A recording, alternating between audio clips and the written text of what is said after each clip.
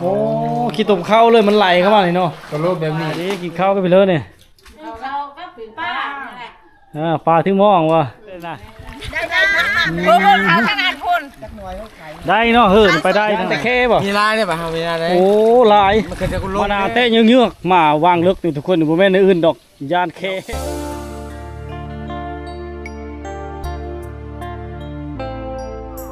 จังต้นลงในนั้นลูก สบายดีพี่น้องทุกคนนะวิดีโอนี้ก็ต้อนจะวิดีโอที่แล้วเนาะเฮากันอยู่ที่หมู่บ้านท่าคำเลื่อม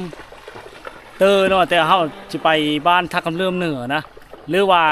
บ้านลำเพียนเนาะเมืองชลบุรีแขวงชลเขตทุกคนมาตามติดวิถีชีวิตชมบรรยากาศน้ำโทมกำลังลงทุกคนเลยเนาะน้ำลงก็เฮ็ดให้ชาวบ้านเขาเจ้าก็ยังเดินฮ้อนคือเก่าเพราะว่านึ่งมากก็หิวอยู่หิวนอนระวังระย่างขีดเนี่ยมันมีแค่ทุกคนกลางคืนมันชัดมันออกมาหากินชัดเลี้ยงเขาเจ้านะบ่ว่าจะปิดไก่อย่างต่างๆเนาะเชลแล้วก็ได้ยินข้าวที่บุรีเนาะช่วงน้ำขึ้นคักๆไงแค่มันขึ้นนอนอยู่เฮิร์นเขาเจ้าเลยอยู่บ้านเหนือนะทุกคนหรือบ้านลำเพียนเนาะจุดก้อนมันขึ้นแล้ว ติดโขกว่าเพิ่นวันนั้นน่ะ แม่นเลยเห็นเป็น ที่ได้มาแบ่งนี่นะกระย่ายนี่ ทุกคนว่ามาเอาบอลเก่าว่าให้เรามันเคยเอาว่าเฮ็ดอยู่ในเฟซหัน บ่ไปบ่มาเลยได้นี่สิได้กลับคืนนี่เลยนะ ได้พูดเขาขนาดพูน จักหน่อยเขาขาย ได้เนาะเฮิร์นไปได้ทั้งนั้น รุ่นก่อนคุณรุ่นใหม่ว่าจะปั้นเลย กันโด ว่าจะปั้นก็ได้ยัง ชิย่างมือบ้านลำเพียนเพิ่นบ่นี่นะพี่น้องเนาะ เดี๋ยวเฮาเพื่อน แค่บ่แถวนี้นะ เนาะ ยานแต่แค่บ่ มีลายได้ป่ะครับมีลายได้ โอ้หลาย มันเคยจะกูลงเด้ลายมันแต่บ่ได้จะนุ่ง เออ กุดยังเขาเอิ้นนะกุด อื นี่ ม พวกกุดกว้างนะลายเด้ ถือว่ายามเลิกกันละแวงน้ำแค่เนาะเจ้าเนาะ ว้ายแต่อันมานี่ก็ เฮายางไปสิเฮาบ่อยากแคร์บ่ ฮะ ย่างไปดิเด้ อ๋อ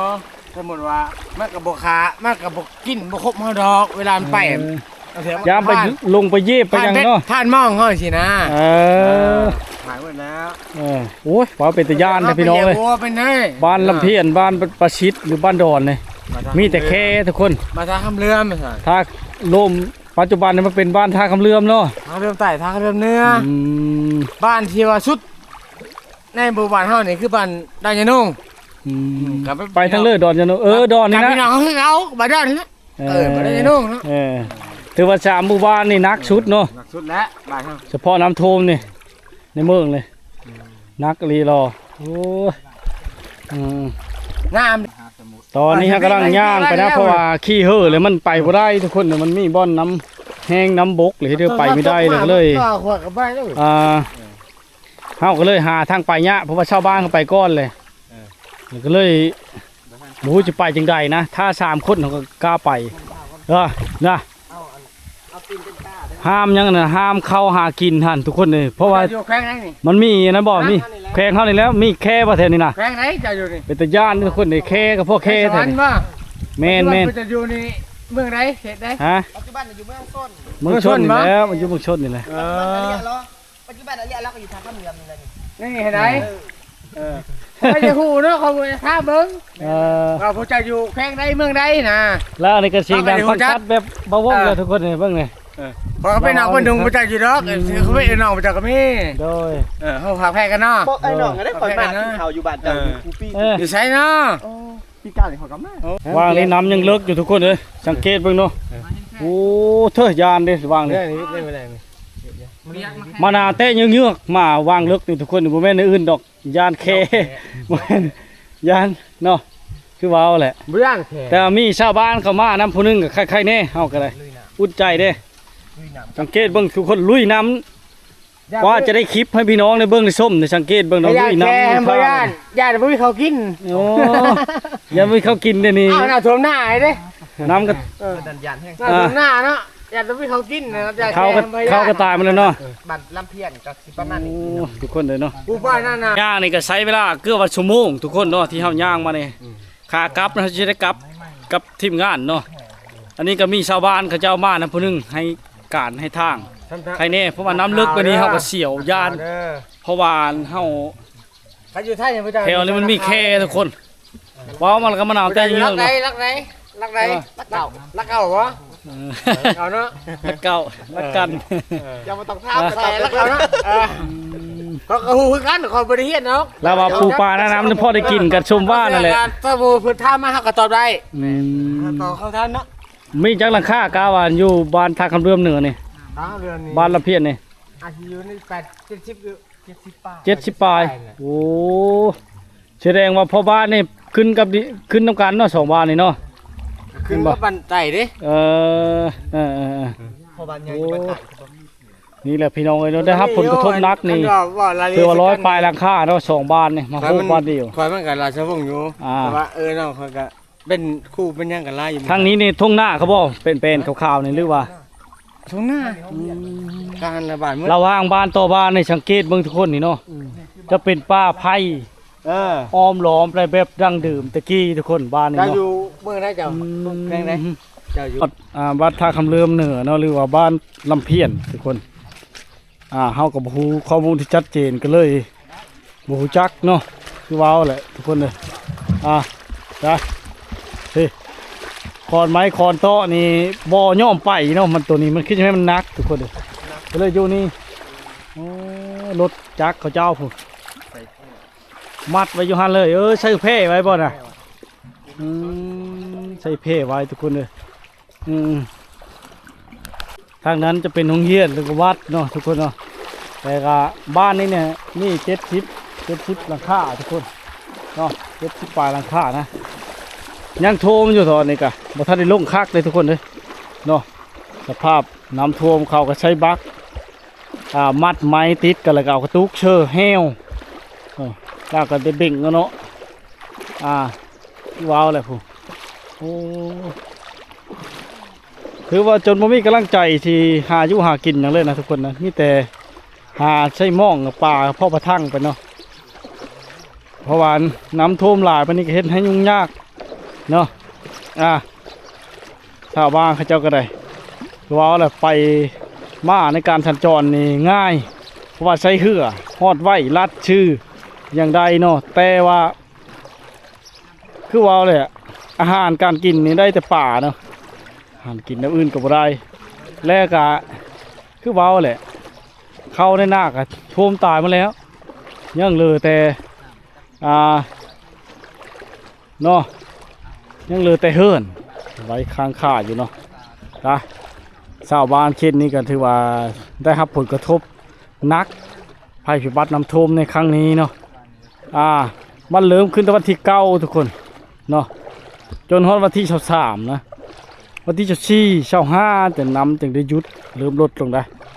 เขตนี้เนี่ยมันขึ้นแล้วมันน่าลงได้น้ำจะมาโฮมแต่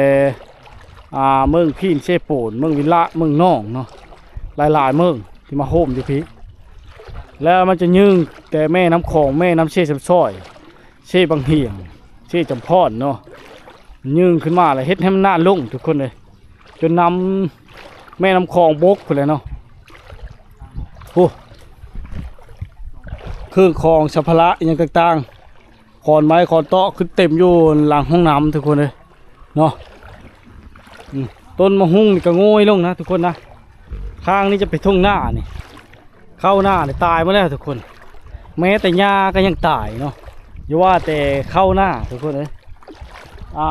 หญ้าก็ยังเช็ดบักดองตายเลยทุกคนเลยโอ้ได้ครับผลกระทบหนักบ้านประชิดลำเพียนหรือบ้านท่าคำเลื่อมเหนือคำเลื่อมเตอเนาะคำเลื่อมไตคำเลื่อมเหนือ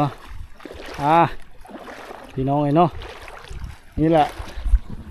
ก็จะมาจอดอยู่แถวนี้เลยไปคนเลย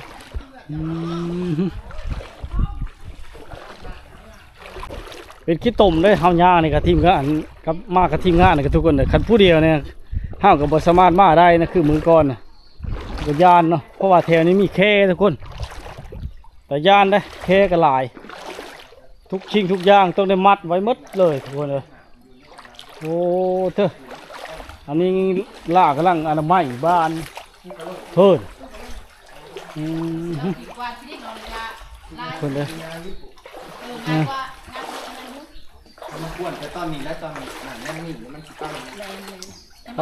แต่อยู่พี่ประจำเลยแล้วนี่เนาะ ไม่ได้หนีไปเชื่อต้องแต่งพายุนี่มันบ่ตอนมันขึ้นแห้งๆพายุชาย อยู่ทางเฮือ ตั้งเฮือนมันขึ้นมัน บ่ได้ออกไปไส มันขึ้นได้จังมืออะไรเนี่ยนะมันจึงได้ลงนะ ตั้งแต่หลายมื้อแล้วแห วั ละ นที่เท่าไหร เป็นทิศนั่นแหละ วันที่เท่าไหร เนาะ วันที่เก้าโอ้10 ปลายมือเลยวันที่เก้า แต่พูด 14 15 16มือเลย ล่างแล้วมันก็ไล่เข้ามาอีก มันเข้ามาเสือกที่ซองนี่ เดี๋ยว อยู่ ที่ เลย ซองนี่ผู้ที่ทุนเลยผู้ได้ค่ะกันมันนะ จนจะขึ้นรถพื้นตัวเทิงนะ บอกเกือบได้ เกือบโอ้ชุ่มๆอยู่เนาะ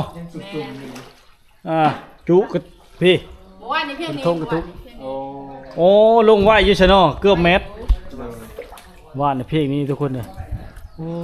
นี่แหละชีวิตการเป็นอยู่ของชาวบ้านลำบากบ้านประชิดลำเพี้ยนบ้านนั่นหนองคำเลื่อมเนาะทุกคนเนาะท่าคำเลื่อมห่านลงเลยทุกคน ลงชื่อว่างกับเจ้าเลย โอ้ยปีกหาง เฮ้ยโว้ยปีงก็มีทุกคนแต่เก้าว่าแต่แค่ปะนี้ปีงมันไม่ได้เข้ามาพี่บอกแค่น่ะ บ่เห็นได้ โอ้ว่าเป็นตะยานไทยเนาะนี่แค่ปีงนี่ไปทุกคนเลย แต่ว่าปิ้งนี่ปิ้งนี่ ว่าเชียวปีงนี่กำลังน้ำไหม้เนาะบัดน้ำลงแล้วมันสิบ่มีน้ำล้างเนาะไผ่ยังดับอยู่บ่เนี่ย ดับยังดับอยู่ โอ้พี่น้องเลยเนาะ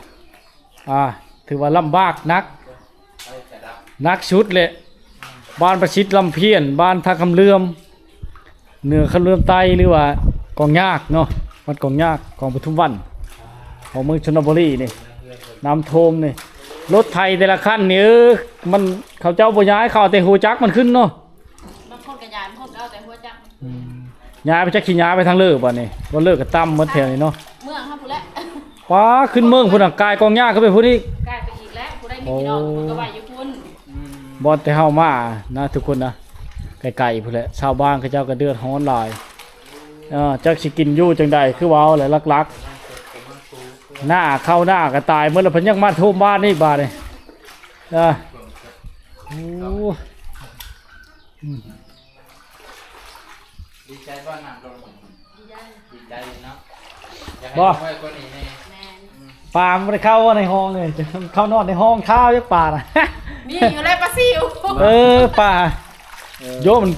ขึ้นปานนี้มีป่าเพิ่นเนาะ มีป้ามีหันไรหันวะจนมันก็ออกมีป้ามีปี เฮ้ย มีทั้งปลามีทั้ง กุตย่านปีงนี่แหละ เมื่อกี้ก็พอแล้วตัวนี้บ่ได้ย่านอันเนี้ย ในเลิกกับชูต่อไปเด้อให้กำลังใจบ่มีเนี่ยเฮ้อแล้วมากกันเลยแล้วแต่ชมกำลังใจให้ชาวบ้านกับพี่น้องเลยเนาะคือมาเห็นกันโอ้ยหนักกะลีน้ำท่วมแบบนี้นี่ถือว่า3 ครั้งนี่นะแต่ปี2020กับปี2019แล้วก็ปี2016เนี่ยทุกคนเลยเนาะขี้ตมเข้าเมื่อไหร่เนาะนี่เนาะ ก็ลบแบบนี้ โอ้ขี้ตมเข้าเลยมันไหลเข้ามาเลยเนาะ ก็รูปแบบนี้ เบิ่งมือนี่ล่ะให้แม่จังบ่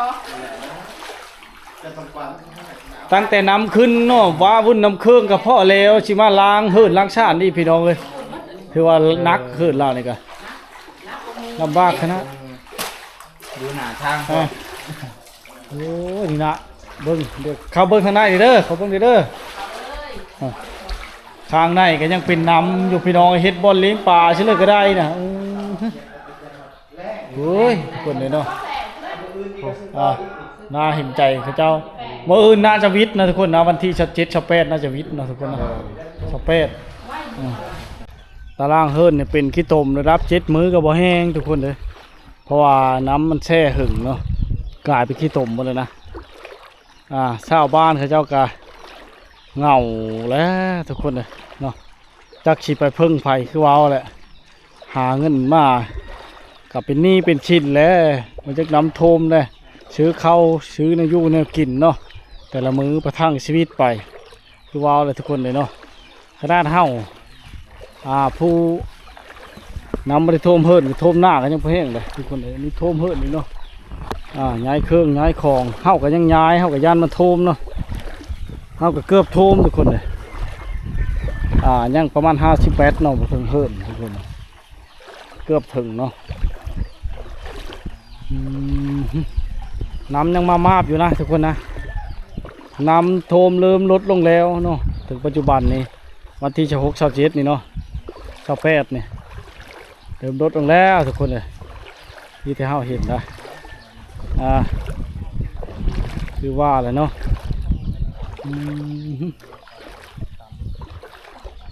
แล้วรักคือผือบ่เป็นหยังผือนี่ทุกคนเลยบ้านเลยที่มันอยู่โน่นชูงโน่นเฮิรนชูงมันก็จะวิดไปได้บ้านเลยที่มันหลังตั้มก็ยังบ่วิดอยู่ทุกคนเลยชาวบ้านเขาเจ้ากับบริณีไปใช้เนาะอยู่ขึ้นอยู่ชั้นที่2ทุกคนเลยเนาะเพราะว่าน้ำท่วมแบบนี้บ่จักเนี่ยสิไปทางใดก็คือว่าอะไรย่านเครื่องตกที่เสียหายเนาะก็บ่มีภัยชีว่าลักมาอย่างเนาะแต่ย่านนี่แหละทุกคนเลยทางนี้ก็อนามัยอยู่ทึกอยู่นะน้ำมันชีวิตแล้วก็เลยอนามัยแล้วพี่ดอยเพราะว่าขี้ดินมันไหลเฮาเนาะดินไหลเฮาอย่างต่าง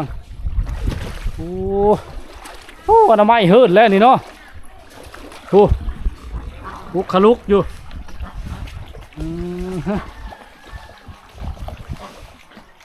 อนามัยก็ถือว่าจักขี้เลี้ยหรือบ่ฝนตกมากก็น้ำขึ้นต้อยพี่น้องมันประทันในโลกวิดเนาะโอ้เฮิร์ดหลังนี่น่าจะท่วมบ่นักอะไรทุกคนเลยเพราะว่ามันเป็นเนินชูงเนาะเนินชูงทุกคนเลยหลังนี้เนาะแต่ว่าเขตนี้นี่จะบ่มีเฮิร์ดเวลาเลยทุกคนน่าจะเป็นน้ำท่วมแต่เก่านะโอ้เนาะพี่น้องเนาะสบายดีกินข้าวกันไปเลยเนี่ยเราก็เป็นป้าแหละปลาที่มองวะแม่แหละโอ้ยเนาะย่ำนี่น้ำไม้ก็มาบ้างชีวทมโอ้พี่เนาะพี่ข้อนี่โอ้พรีจุนาภะนี่ครอบมันชมหัวถ้าจะลงคนนี้ชมหัวคนนี้มันจะง่อยปูนขนาดสูงปานนี้เลยพี่น้องเลยแม่โอ้เธอโอ้ได้เครื่องบริจาคอันนี้นะน้ำกับไข่นี่บ่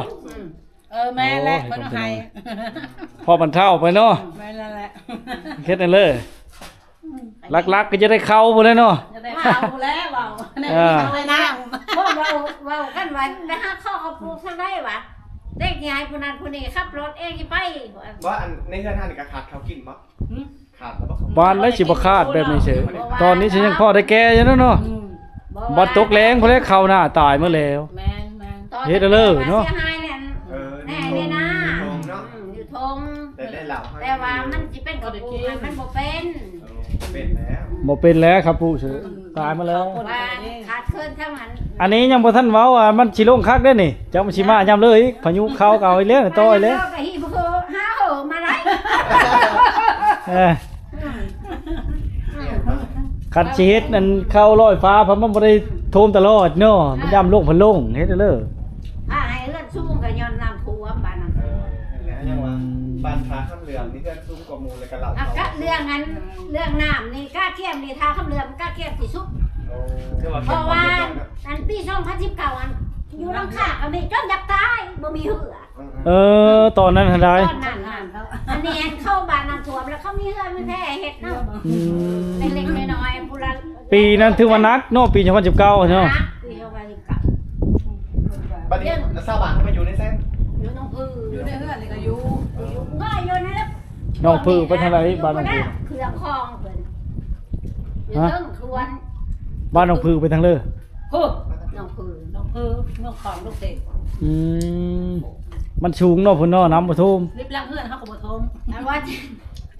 จะมาว่าอันนั้นตัวนั้นกับบ้านเฮานี่บ่ตัวเฮาแนมเห็นนี่ก็ดงวายบ้านดงวายตอนนี้บ้านเฮา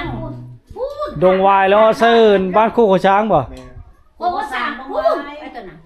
โคกช้างก็ดงวายกับเมืองคนงามดงฮัจจอคนงามจะดงวายไปกับบ่ค่อยฮอดแต่โคกช้าง